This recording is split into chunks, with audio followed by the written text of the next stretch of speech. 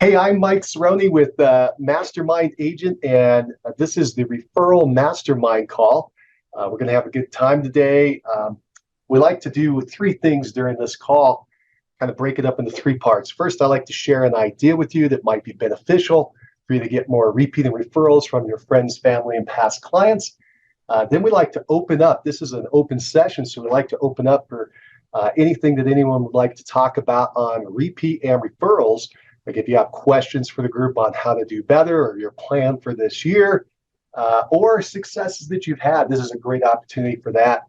And then the third part is where we open it up for anything. You can ask a question about any type of business, whether it's repeat or referral or anything else that has to do with your real estate practice.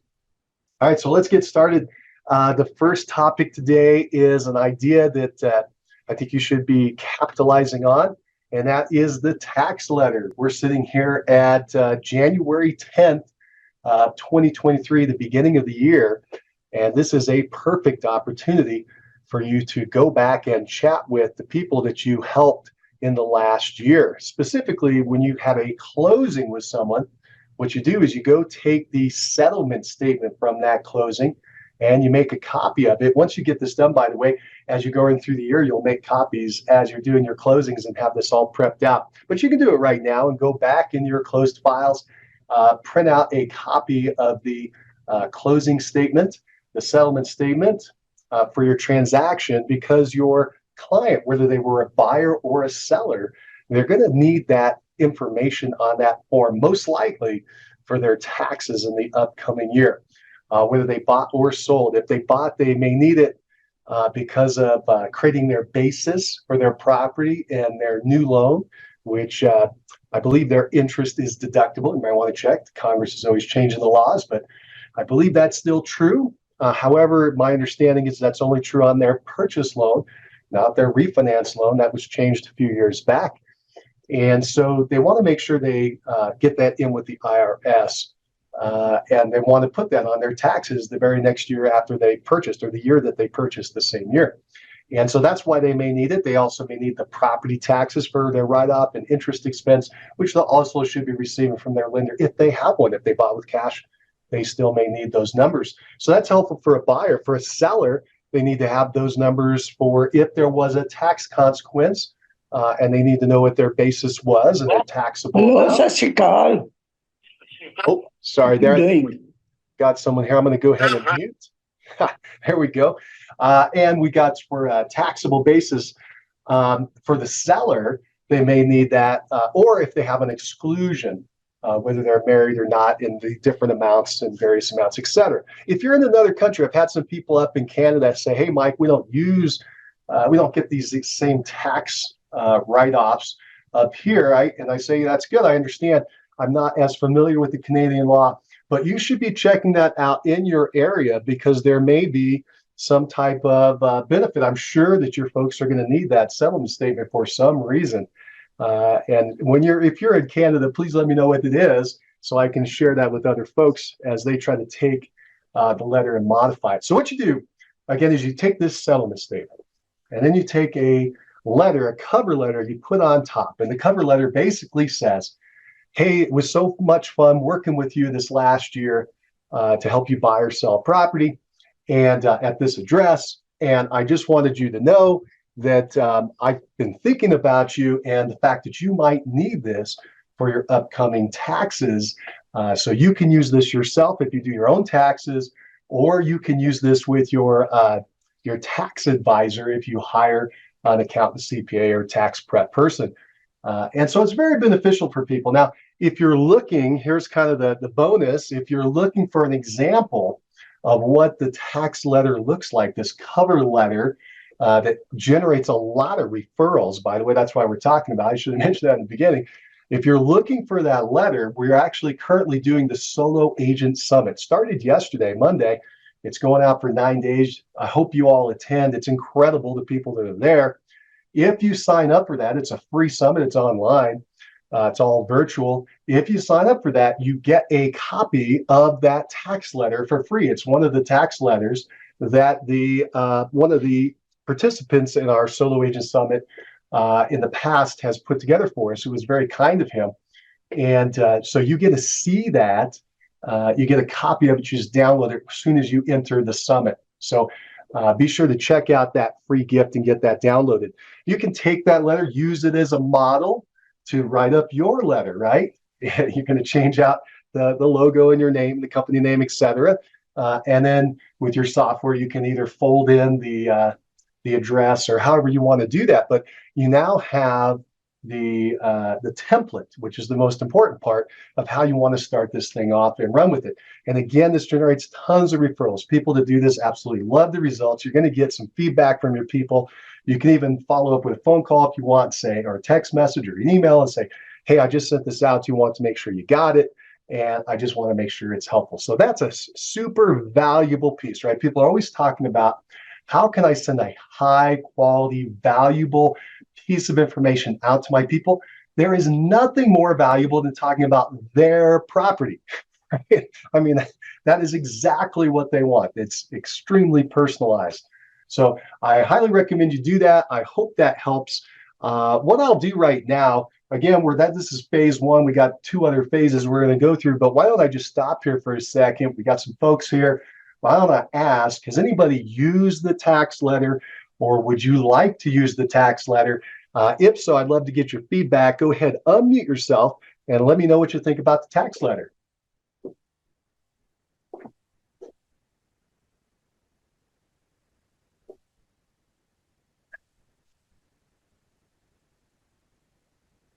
Well, I'll take the silence as you liked it as a good idea. If not, let me know. But hopefully that's helpful and beneficial. All right, what we're going to do now is we're going to move into phase 2. Phase 2 is where we talk about, we open this thing up. Remember, this is an open session for open dialogue. Let's go ahead and open it up to any questions you might have on how to get more repeating referrals from your friends, family, and past clients. Are you having any challenges in that area? Are you working through maybe your annual marketing plan for the year? Have you sent something out and you didn't get the response you wanted? Or did you send something out and you got an incredible response? Go ahead and let's open this up and chat about it, see if we can help you. And at the same time, we'll be helping others. And also, by the way, when I do these, I love to get participation from the members in the mastermind because we're all smarter together. So let's open it up. Do you have anything you would like us to focus on, talk about, or chat about as far as getting more repeating referrals from your friends, family, and past clients? If you do, go ahead, unmute yourself. Let us know what you're thinking.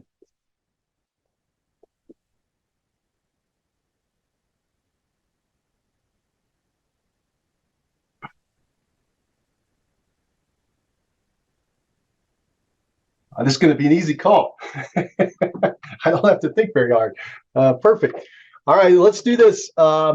Let's do the last section then. And by the way, at any time you can chime in. It does not offend me at all. Just go ahead and unmute yourself and let me know what you're thinking.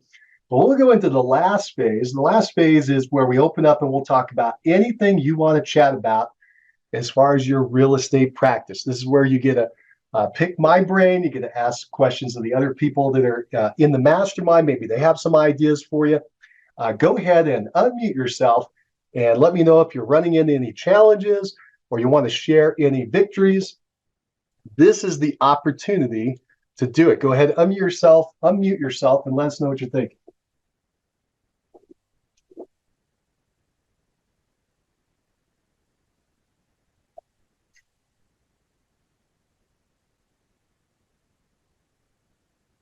By the way, if you want, you can type it in the chat box. Sometimes people can't use their microphone for various reasons.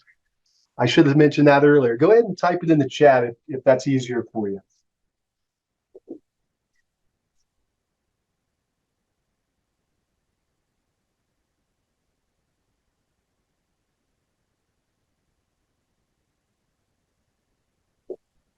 All right, well, while you're thinking about it, let me just circle back around to the Solo Agent Summit. Let me just mention that if you haven't yet, you should go over there and check it out. Just go to soloagentsummit.com, and you put in your name and your email address and get a free ticket, free access.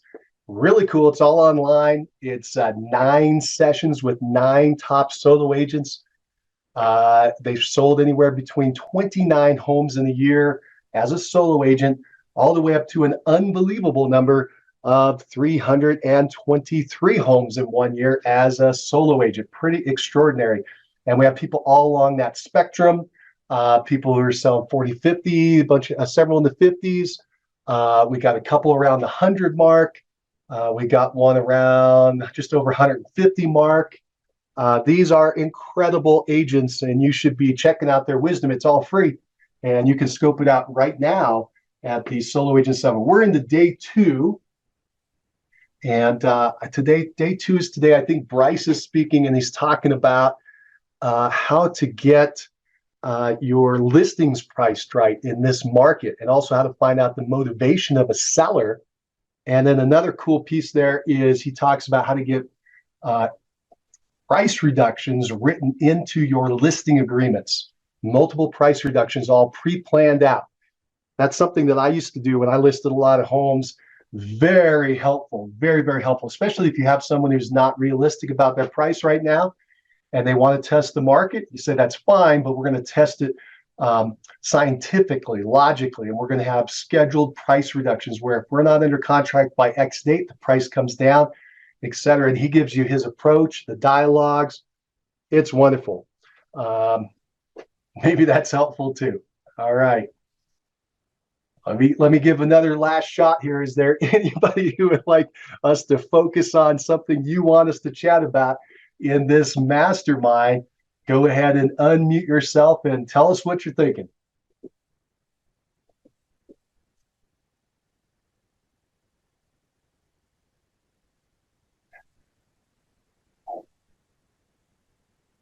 Let's see. I got a question here. Sorry, my eyes aren't as good as they used to be. I got to open this up so I see who sent this.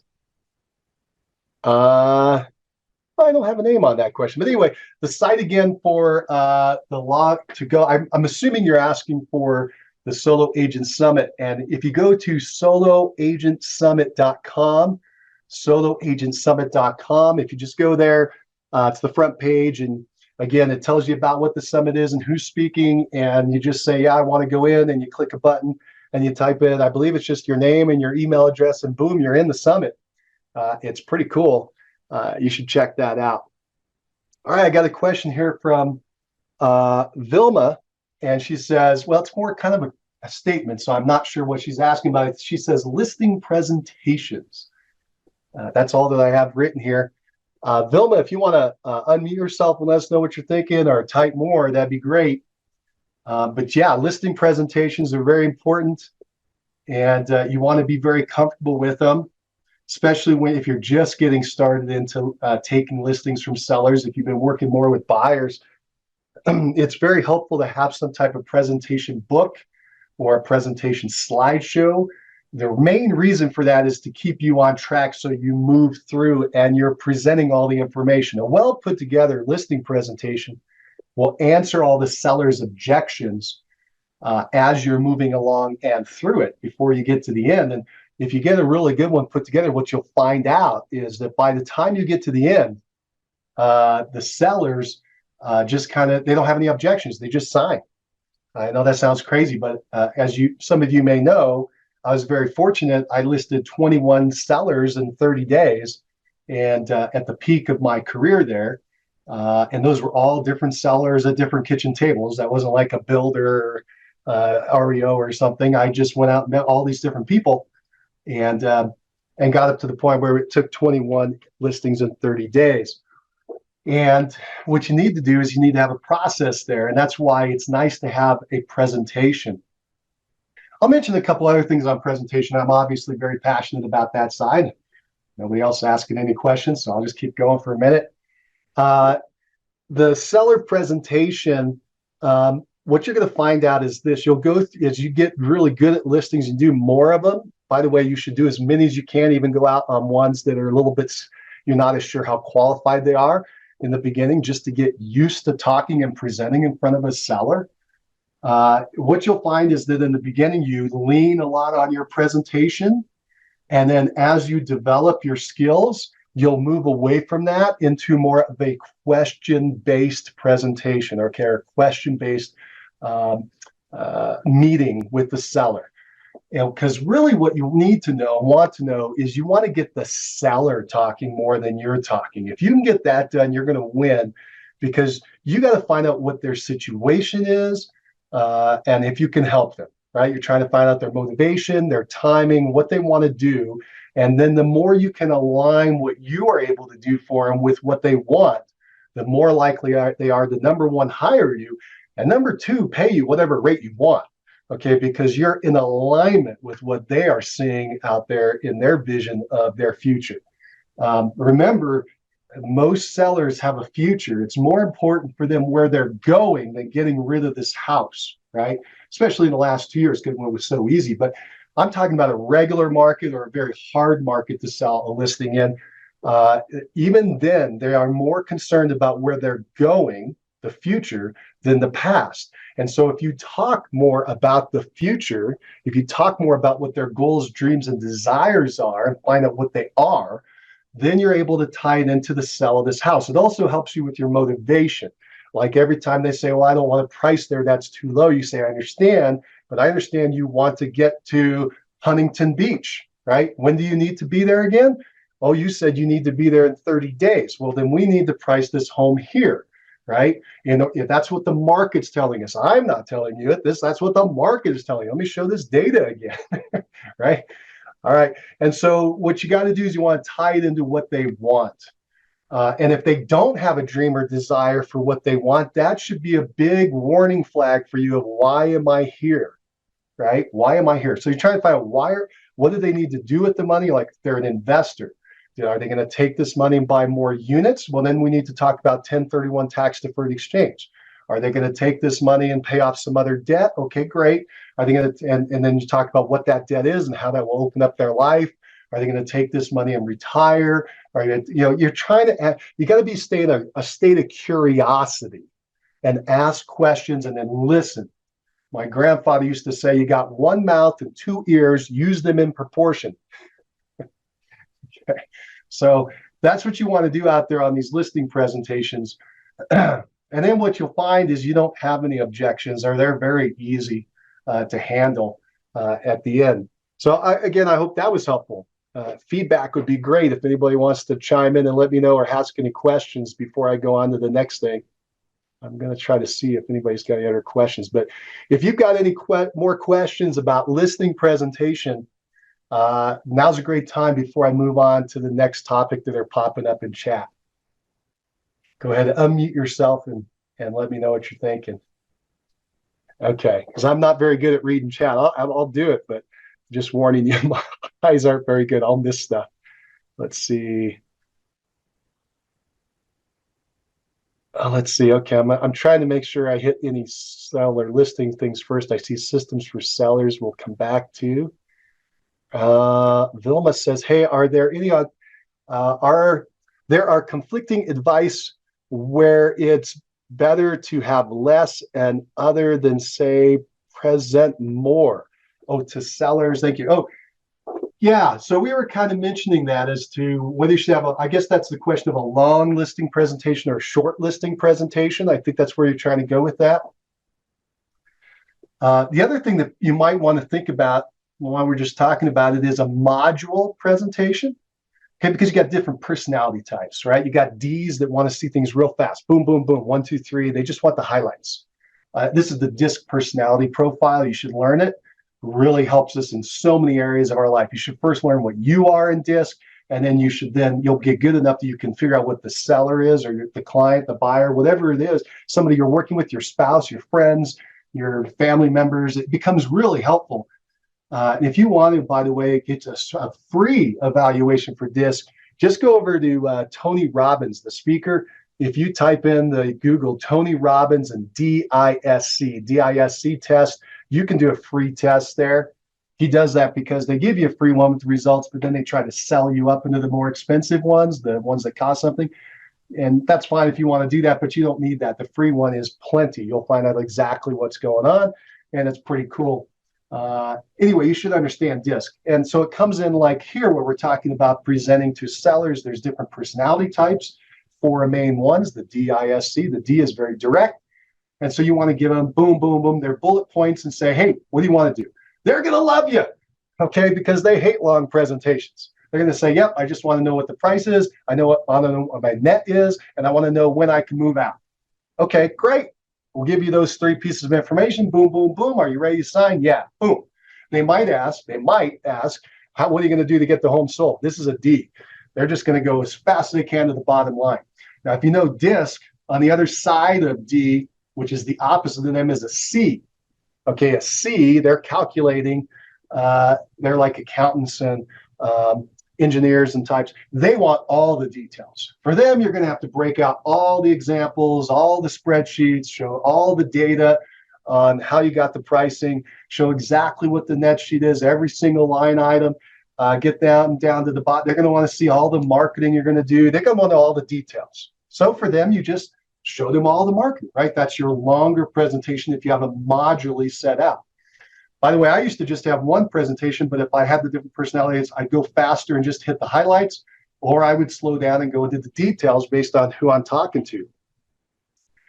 If you have an I personality, they're influential, they're social butterfly types.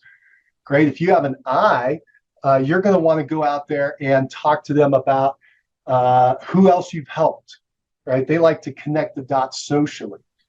Did you help their neighbor? Did you help their friend? They love stories about how you help people. You want to go into those details. And then you got the S's. And I think, by the way, I said the wrong thing with the C's being opposite of D's. They're next to D's, but you still get the point still stands. The S's are opposite of the D's. They just want you to slow down. S's are secure. They like security, so they want people, they like to be really close and tight-knit with their family in a tight-knit group. They want safety, and so you want to take a little more time with them, and you want to roll down your voice speed, and you want to help them see how this is going to help them achieve their goal. All of them, by the way, that's the same goal, but it's just your approach. You're going to slow it down a little bit and chat with them more about the benefits of how this is going to help their family achieve their goals, because they're very family oriented if they're C's. And by the way, the population is not split into 25% in all the quadrants. It's lopsided. So D's are only 5% of the population. Your odds of bumping into one is only 1 in 20. Whereas S, I believe, is the biggest group at around 40%. And then you've got C's are at 30% and I's are at 25%. If you're talking to a D or an I, you want to speed up and talk fast. If you're talking to an S or a C, you want to slow down and break that down a little bit. It'll seem very foreign to you if you're doing the opposite of that. That's why you got to know what you are. If you are one of these where you like to talk slow and you start talking fast, it's going to feel really weird, but the other side's going to love it. And if you talk really fast, you got to slow down. That's going to feel weird too. Remember what the golden rule is. The golden rule is do unto others as you want them to do unto you. But then there's a better rule called the platinum rule, which is do unto others as they want done unto them. Okay, that's where you become a chameleon. The best agents I've ever met, they're chameleons. They're total chameleons. They'll rotate into the personality style of the person they're in front of. Right? Joshua Smith is really good at this, but in his marketing as well. Anyway, they'll rotate into the personality style. I know this sounds weird. This is not manipulative, by the way. This is just helping people understand what you're trying to get across to them in a format that they appreciate and want. Okay, like 80% of the population is visual. That's why we love video. But that's not everybody. Okay, about 15% of the people are auditory. They want to hear it. They want to hear it in a certain way. That's where they appreciate. And then I think it's 5% or less are tactile. They got to feel it. So for those people, you want to hand them something that they can touch and move through. That's why it's good to have an old paper presentation if you can, because they love to touch it and move through it. Okay, I don't know if I'm hitting on the things you want because I'm not getting any verbal feedback here, but let's see. Conflicting, less or more. I think I'm not sure if I answered your question there. If I didn't, let me know. I think we talked a lot on presentation, seller presentation. It's a great area. It's a lot of fun. The key there, by the way, is just to do a lot of them. If you just start doing a lot of them, you will get better at it. And the bottom line is this. If you walk in there with a question in your mind, how can I help these people achieve their goal? If you walk into your listing presentation with that question in your mind, how can I help these people achieve their goal? And then you stay in curiosity, you will win. All right, you're gonna win way more than you're gonna lose. Let's put it that way, okay? Because how are they not gonna like you when you connect with them? That's why people hire their friends. They hire their friends because there's a connection. Okay, well, if you're going in cold and it's not with a friend, you have to establish a connection. And there's no better way to establish a connection than get the other people chatting and talking about what they want to talk about. And the way you do that is the big Q. The big Q. You ask questions. Okay. And so that's why some people have a list of questions before they go in. Bob Bolin. Bob Bolin was one of the most productive listing agents of all time. I believe he sold 10,000 properties in his career. He didn't even start till he was 50. It was a second career. And he had a very popular, this is 20 some years ago, but he had the 20 question listing presentation. All he did was walk in with a list of questions. You're like, well, what are the questions? Well, I've been kind of telling you, it's where do you want to go? When do you have to be there? Why do you have to be there? What are you going to do with these funds? Why is this important to get this home sold? He would just ask him all the questions. What's your mortgage balance? Right? All these things you kind of need to know. And he would just go through, he made his list of 20 questions. And by the end, he would just say, all right, are you ready to hire me? That was it. And the majority of the time they said, yeah. I'll tell you another couple of cool things that Bob does that are really strong, and very few people even today still do it. I don't know why, but they're really good. One is he never talks about price on the listing presentation.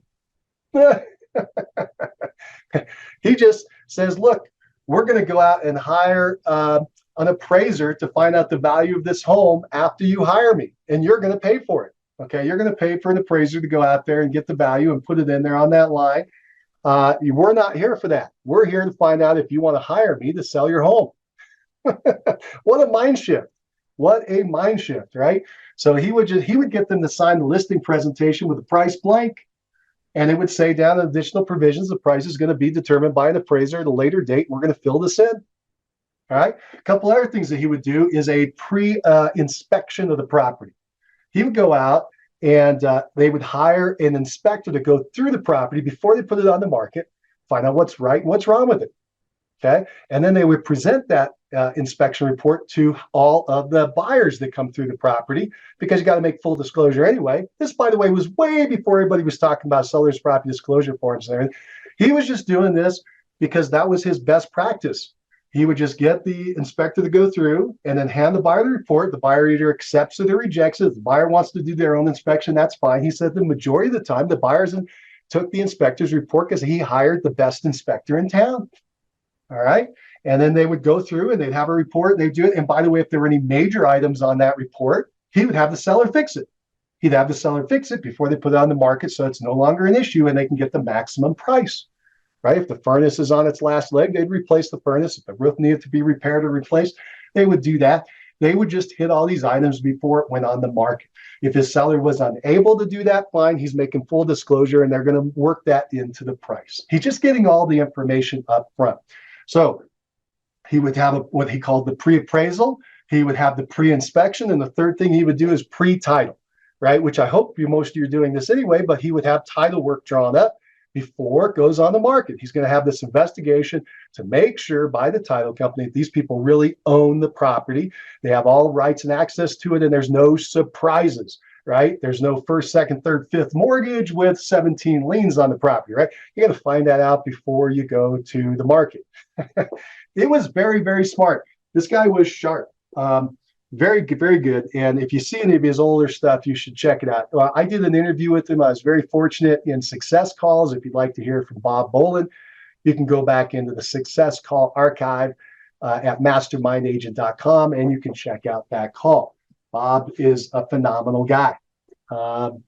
Anyway, I hope that helps a little bit. I'm trying to, without any feedback, I'm just trying to throw stuff out. I don't know if it's helpful or not. I assume it's helped a little bit. I see people hanging out with us. So, all right, let me go back into comments. Thomas says, whoops, I think it skipped around. Oops, did I get the right? I'm trying to make sure I'm not missing anything. I got systems for sellers that we still need to talk about. Great breakdown of the DIS system. Oh, thank you. Thank you. I appreciate that. How long did it take you to learn to read people? Oh, this is a great question. I'd love to answer that. And sorry, let me let in a couple more people. So we've got the DISC we'll come back to, and how to direct mail effective. Oh, I love talking about direct mail. Yeah, that's one of my specialties. We'll try to answer some. I don't know if we're going to have time to answer all these questions, but I'll try to get you some. And then again, you're going to get the fastest answer if you just say, hey, unmute yourself and start talking to me, because I'll focus all my time on that. But let's see, we got DISC. How long did it take to learn DISC? Not that long. I'll tell you how you did it. You just read the chart on it, and you get the idea of all the personality types on DISC. And the best way to get good at it is to start playing games. So I would play a game with my spouse. Kim and I, we would walk around. We'd love to go people watch. And we would try to guess, what are they? We'd start talking to them, or just watch how they walk and interact with other people. And we would guess, oh, that's a D. No, that's an I. No, look, that person's avoiding everybody. That's an S. That's a C. Especially at a party. It's really fun to check out how they do it at a party. You can really see how people interact with other people and how they like to communicate. Do they run into the group and start talking to all the people? All right, now you got probably an I, maybe a D. Do they avoid everybody and hang back? Now we probably have a C or an S. You start to figure out these personality types, and you can label them what you want. Like I label them one name to help me speed through it. And I'm not sure that I know that's not what they labeled it when I learned it. But for me, D is dominant. I think that's the only one that might be the same. D is dominant. I is influential. They like to influence other people, and they're very good at it. S, I used to call it social, but now I call it secure. That's more accurate. So social to me, because they like tight-knit groups. And I is more like the social butterfly. S is more security-based. They like their family unit. And then C's are the more calculating. They like to analyze things. They're the analytical ones, like to number crunch. Anyway, and then you just try it. Here, I'll give you one other thing I would do. When I would talk to someone on the phone for the first time, excuse me, we'll let Tony in here. Let's see, when I talk to somebody on the phone, when I have my lead sheet, I would write in D, I, S, or C on top of that lead sheet. Right? I would try to guess what they were either during or after my call. You can tell the D's and the I's talk really fast. So you get on the phone, they start saying, hey, Mike, I just want to know about how to sell my property 123 Elm Street. You're like, whoa, okay, I got me a D or not. And if you get on the phone and somebody says, hey, Mike, I'd like to talk to you about my property. It's at 123 Elm Street. I'm like, whoa, okay, slow down. I know now I've got a C or an S, okay? That's probably what I'm dealing with. So you can figure it out by the speed that they are. You'll just start picking up these cues. But the fastest way is to play a game with your spouse, right, or your significant other or friend, and just start trying to say, well, that's what this is, and this is who they are. Also, family members, you try to figure out what your family members are. That's a fun game. Your kids or your folks or your relatives. Anyway, that's a recommendation on that one. It's kind of fun too. All right, let's see what else we got. Okay, so I got a broad question, and that is systems for sellers. Systems for sellers. So again, if there's a place you want us to narrow in on it, let me know. Otherwise, I'll just talk generically. You do need to have a system for a seller. You need to know what that seller, how to take them along the track from lead to closing to post-closing. That's what a lot of people forget, by the way, is the post-closing. How do I turn them into more repeat referrals? And I admit I was bad at that early on and lost a lot of business because I didn't have that post-closing one. Whatever you're not good at, and then you realize you made a mistake, that's what you try to profess. That's why I profess repeat referrals to people. because I tried to build my career by meeting strangers, and it works, but it's hard. It's much easier to deal with people that know, like, and trust you. But if you've got, if you want me to narrow in on something on a seller system, let me know. Just unmute yourself. And by the way, anybody can unmute yourself at any time. I'm getting kind of tired babbling along by myself. Seller systems. You want to create a timeline from the beginning to the end. And you want to break down everything you do for that seller every step of the way. The best way to do it is create checklists. Okay. So to me, a system just comes down to a checklist, whether you're doing it manually, you're doing it through your computer, electronically, whatever. You're just taking people through a process. And for me, that checklist is what helps to make sure you're getting them all the way through.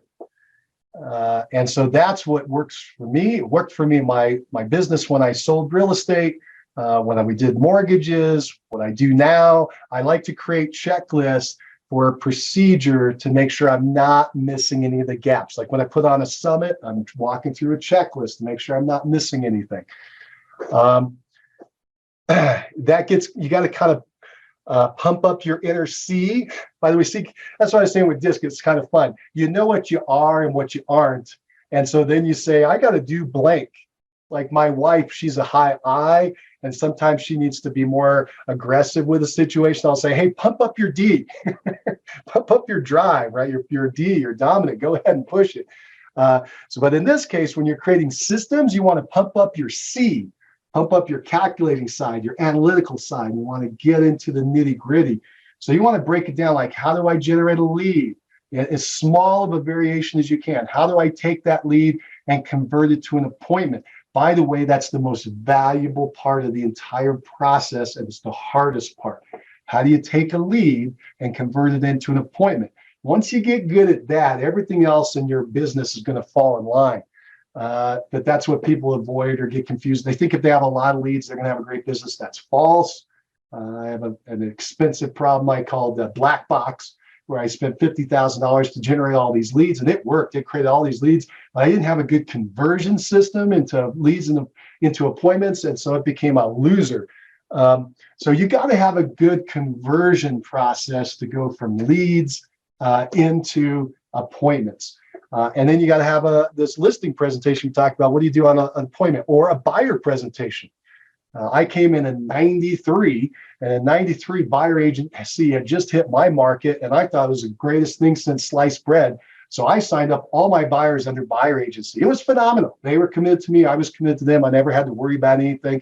I just had a meeting with them when I first got together, and I explained, here are the different ways we can work together. My preference is this. If you want to do this, great. If not, that's cool. There are a lot of other agents out there to run around with. What would you like to do? And they're like, yeah, Mike, we want to be committed to one another. I'm like, great, let's go do that. Here's how we memorialize that and we move forward. Anyway, so you got to have a way to present your value system, your value proposition to the seller or the buyer. And we're talking about seller systems, but this applies to buyers too, your timeline. And then once they hire you, how are you going to fulfill your promise to them? How are you going to get their property sold, i.e. the marketing on that property? How are you going to help them find the property, the showing of the property? What is your system for doing that? Breaking it down into the nitty gritty, all the way down to how do you make the calls to set showings? How do you receive calls from other people that want to show your property? All these little details have to be in there. And then you get to a contract, and it's kind of like the next phase is from contract to close, but of course it has all these parts broken down into it. And the best way to figure that out is to look at your contract. Contracts in most states break that out well as far as the dates and the events and the order that they have to occur. You want to have a system for all that. The reason, by the way, to create all these systems are, one, to create efficiency for you, and then you understand your business really well. So if you're talking to a buyer or seller, you can walk them up and down the line wherever they're at. Two is that eventually you're going to want to leverage with maybe an administrative assistant or even a big team. But let's just stick with administrative assistant, They can come in and work one part of that or anywhere along the system, but they have to have the process. They got to be able to see the flow of what you want. And so if you've created those checklists, they can jump in quickly and get the work done. And if they get sick, you can have somebody else come in and help get the workflow done. The industry as a whole has brought up TCs, transaction coordinators, which is nice. That's the part from under contract to close. They didn't have that when I got started, so we had to do it all in-house. So it's kind of nice that you can farm that little piece out. It's actually an important piece, but you can farm that out, pay somebody a flat fee and get that done. That's pretty cool. But you got to know your entire system, and that's just one part of it. You got to have a system for going to closing, and then, as I mentioned, you got to have a system for depositing the check after closing and all that good stuff, and then more importantly, getting them into your post closing situation. And what are you going to do to bring them out after that and stay in touch with them so you can get more repeat and referrals? So I don't know. I'm just kind of babbling here. I hope I'm helping a little bit. Let me see if we got other comments, because it seems like we're popular on chat today. Let me see. Great. Okay, I had read that. Thomas is asking about how to do direct mailing effectively. Yeah, that's a big one. The best way to do direct mail is to fail at direct mail a lot. No, that's not what you want to hear. Direct mail is very expensive. That's why I don't recommend people get into direct mail other than your PCSOI, your past client sphere of influence, because that's where you're going to have the highest success rate. But I built my career on going out and talking to strangers through direct mail, through geographic farming for real estate. And then I spread that knowledge into the mortgage side as well and really blew things out. Both those businesses got pretty big, but they're expensive. They're real expensive. So my Geo farm, as an example, started with, I think I started maybe 500 in the very beginning. Then I moved to 1,000, then quickly was 2,000. I was doing twice a month. And then I moved out to, I don't remember the exact steps, but I got up to 5,000, and eventually a 10,000 person farm mailing out twice a month. And then got real ambitious and thought I'd take over my whole city with 35,000 twice a month. That didn't last that long though, because I bit off more than I could chew at that time. So I brought it back down into my main farm, which was 10. And it worked very well. It was very exciting and very fun. I had good market share. But it took a long time to figure out the right formula. So if you're going to go down that direction, I just want to warn you, it's expensive. You're going to do a lot of experiments. Do not keep sending the same thing and expect a different result. That's the best thing I could tell you if you go into direct mail. It's the dumbest advice I ever heard from anybody, where they say, oh, well, if they don't respond on the first one, then just send it 12 more times. They'll respond. No, they won't. No, they won't. These are direct response marketing pieces. All right, we're not Coca-Cola, where we go out there and do institutional advertising. We just promote to everybody in the same message over and over again, and hope that somebody's going to buy our Coke eventually at some point in time. We don't have multi-billion-dollar marketing budgets. We have a small amount of money, a small amount of time. We have to get every dollar we send out there to come back to us with a couple of friends, right? So you've got to test the marketing on a small basis, put it out there and get a little response, put it out there, get a little response, see what happens. And then when you get one that wins, now you start to try to keep tweaking it to make it better and better until you can leverage it out. And leverage out is the scale part, which everybody likes. But you cannot scale a loser, right? You can't scale something that doesn't work. You got to scale a winner, something that is working. In this case, creating a response. That's the other thing is, remember, all these marketing pieces are just, they only need one purpose. One purpose. That's the other mistake people make, is they make too much complication. And when you're doing direct mail, usually it's to get listings, and usually it's to get somebody to respond to you to ask for something. And the most popular thing is a market evaluation, okay? Sellers want to know the value of their home, and buyers want to see a list of homes. So you know that going in, just go ahead and make your marketing connect that dot and make that offer to them. So you need to have offer and test your offers, whether your headlines, whether the body copy, which is not as important as the headline. Headline's about 90% of it. So you got headline, and then pictures tie into that today. So headlines and pictures, and the body copy, but most importantly, make sure you have an offer. People understand what you're offering them, and a call to action, which is how are they going to receive that offer. That all has to be part of your marketing piece. The format becomes whatever you want. You can do the postcard, which I prefer because it's already open. You can do it in envelope. You can do it in newsletter. I've done all that. I've done personal magazines. I've done personal newspapers where I created my own newspaper. There's a lot of different formats. The principles all remain the same, though, of how you're going to get their direct response. How are you going to get them? What offer are you going to make? What call to action is going to come back? Tweaking and testing until you get the result that you want. And it's just direct mail. Can be very expensive until you find that formula. What I do like about direct mail today they didn't have then is that every door direct mail. If I were going to do geo-farming, I would love that because they didn't have that. I had to do bulk mail, which is a little more pricier and more time consuming to set up. But that every door direct mail is pretty cool. I'd learn more about that. Don't know if I answered your question, Tom. Hopefully that was helpful. Boom. Let's see. I'm cruising down, and Vilma, I hope that was helpful. I'm glad to hear that. Tony and Cindy. Hey, Tony and Cindy. I think we had Vivica earlier. I'm noticing a lot of names. I should be shouting out to people. I'm sorry. I should have been doing that already. But Tony and Cindy, hey, Mike, are these recorded? Yeah, they are. I think I try to record them every week. We do this call once a week, same time, same place. They get recorded and then they get put out two places. Our Facebook group for the referral group, right? So the Referral Mastermind Call on Facebook, you can find it there. And then you can also find it on our YouTube channel. And that's at Mastermind Agent Network, Mastermind Agent Network. If you go over there, you can go into, I think I call it Mastermind, Referral Mastermind. That's the section. The thing there, I'll just give you one quick hint. It's in reverse chronological order once you go in there. So it's got the oldest one first. If you want to find the newest one, you got to go screen down all the way to the bottom, and you'll find like this call will be new. Okay. Maria says, thanks. I'm going to start playing games now. Cool.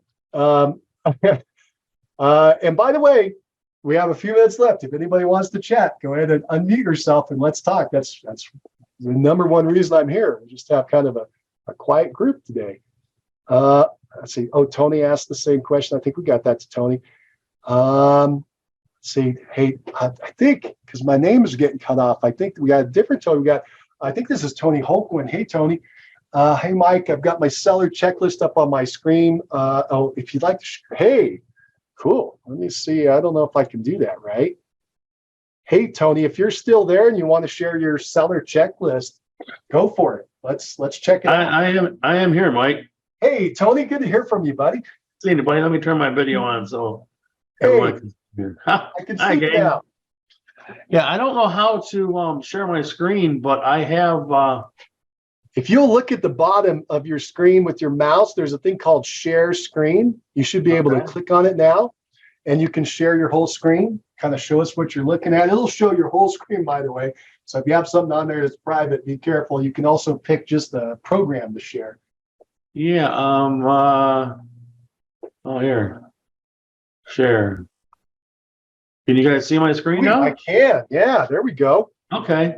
So I use a thing. Someone was asking earlier about seller programs and seller checklists and stuff like that. Yeah.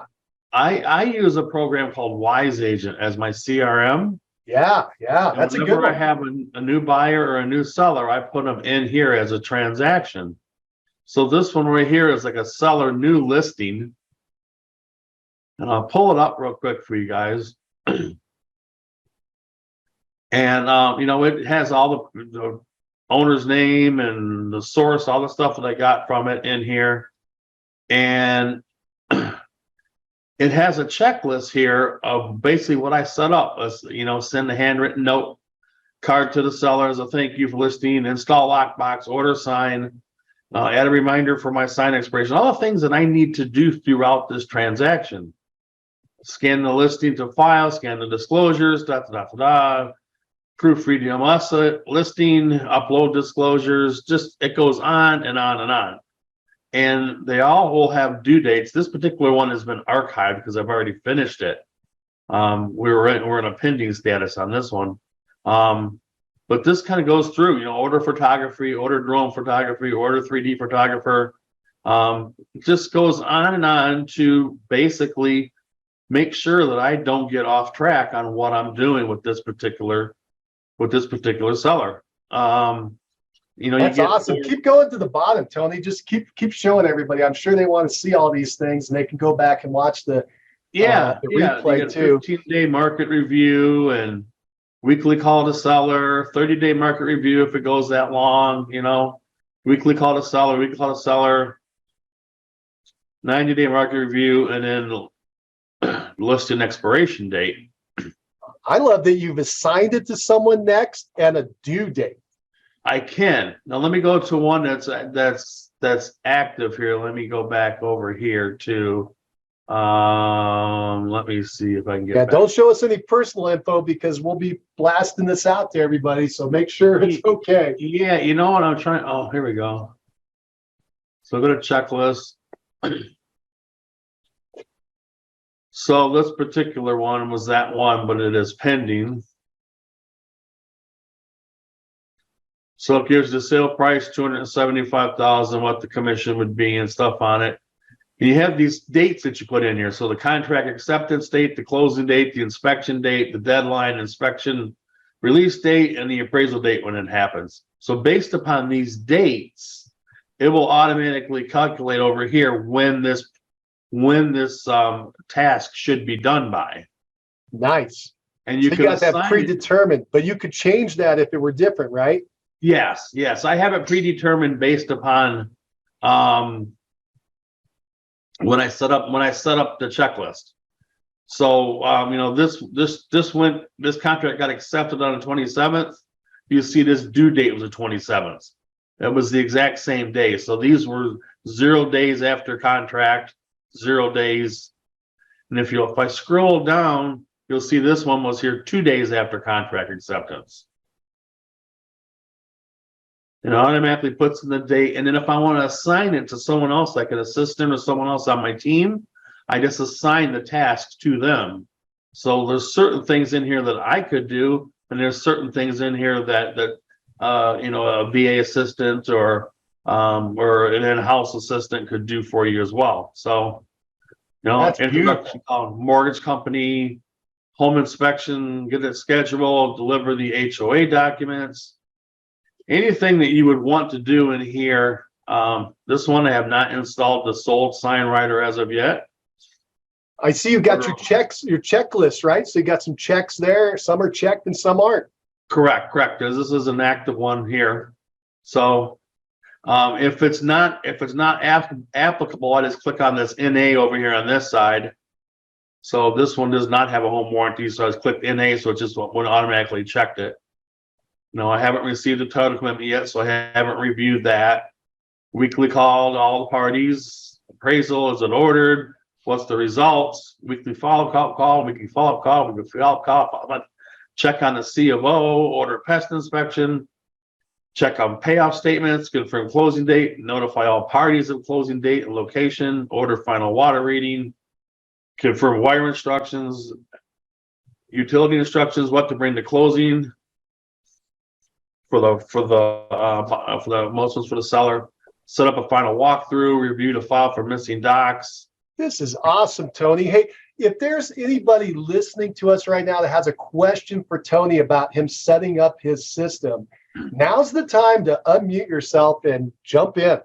Right? I am a deep personality. I don't mind you unmuting yourself and jumping in. It does not offend me at all. In fact, I actually love it. So if you want to ask Tony a question, go ahead, unmute yourself and jump in. This is a great opportunity from a super agent. Tony is one of our super solo agents from one of our past summits. This guy knows a lot of stuff.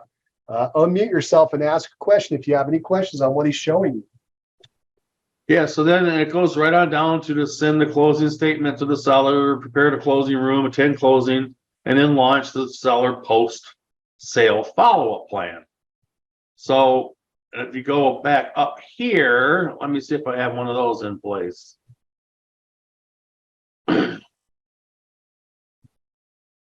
So depending, here's a post-closing plan from a seller. Nice. So once it's gone to closing, then I have another checklist about scanning documents to file, turning at the front desk, different things that I have to do. Order to sign down, add it to my sales log, update addresses and Wise Agent, add them to the newsletter drip if they're not already there. Print a tax letter so I can give them their closing statement come tax time. Claim the sale on Zillow. A thank you note to the co-op agent and the mortgage rep who did the mortgage. Request a testimonial from them. Enroll them in a continuity program if I'm doing that. Follow up with them about whether they filed certain papers with the city offices that they have to do here in Michigan, and check and see if they received their water escrow refund. And this goes through about let's see, 21, 30. I think this goes through about 30 or 45 days after closing. That is beautiful. I hope everybody's getting an idea of what we're talking about with checklists now.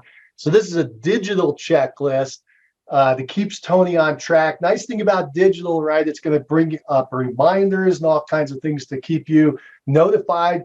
But again, top agents I've talked to, some do it manually, some do it digitally, some do it in a CRM like this, some will do it on an Excel spreadsheet. Some will, again, do the old-fashioned folder where they open it up and have a checklist. You just got to find a system that works well for you. But the common thread is that they're checklists. You're going down and you're indicating, you first have a list of everything you need to do, and you're indicating what you did and when it's due, right? So this is fantastic, Tony. Thank you for sharing this. You're welcome. My pleasure. That is so cool. My pleasure. All right, let me see if I can hand this back off to you and how I do that. Yeah, I'll help over here. I think I just saw something. I was trying to check this out myself. I'm going to end your sharing. Hey, there we go. But I still got you there, Tony. So this is so cool. If anybody has a question for Tony and systems, I know we're running a little over at this point, but Tony's kind of a gem. He's very special.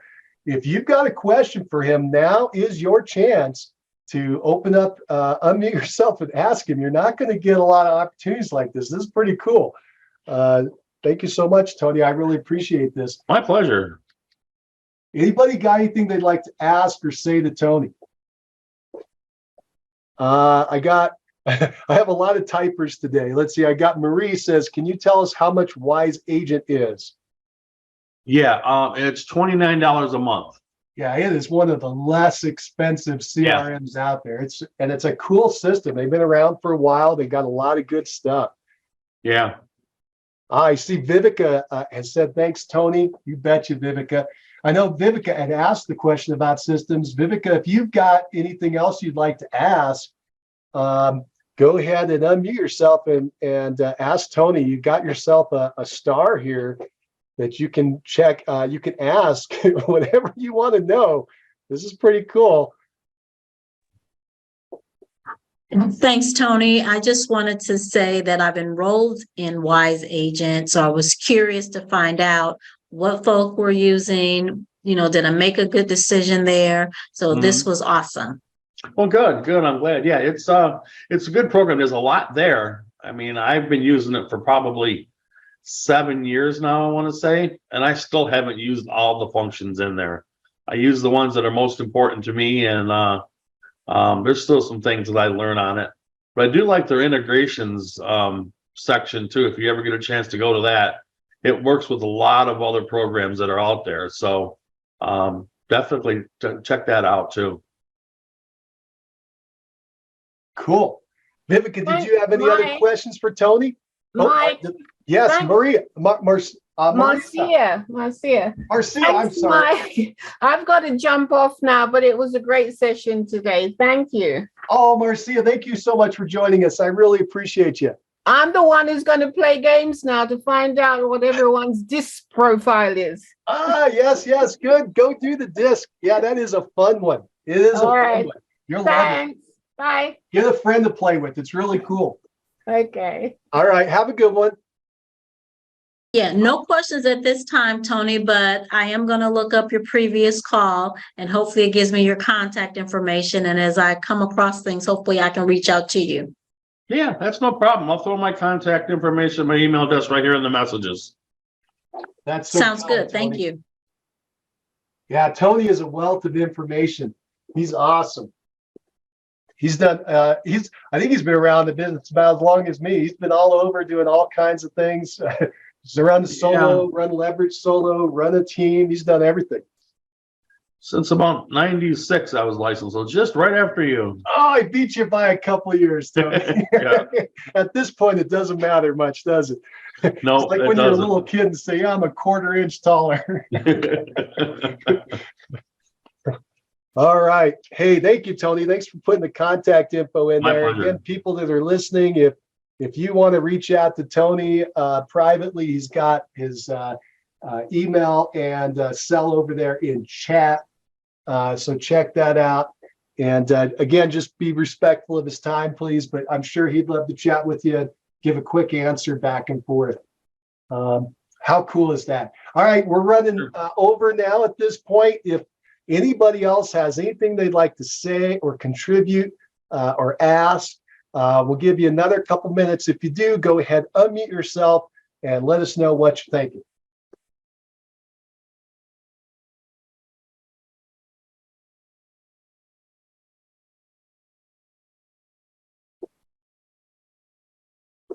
All right.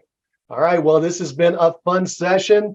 Thank you, everybody who participated. Thank you, Tony, so much for sharing your checklist and opening up and offering to let folks contact you. That is incredible. Vivica, thanks for the questions and participating. I'm going to mess up everybody's name. I think we had Tony Anderson and Cindy came in and had comments and questions. Marie did. Thank you for that. I appreciate it.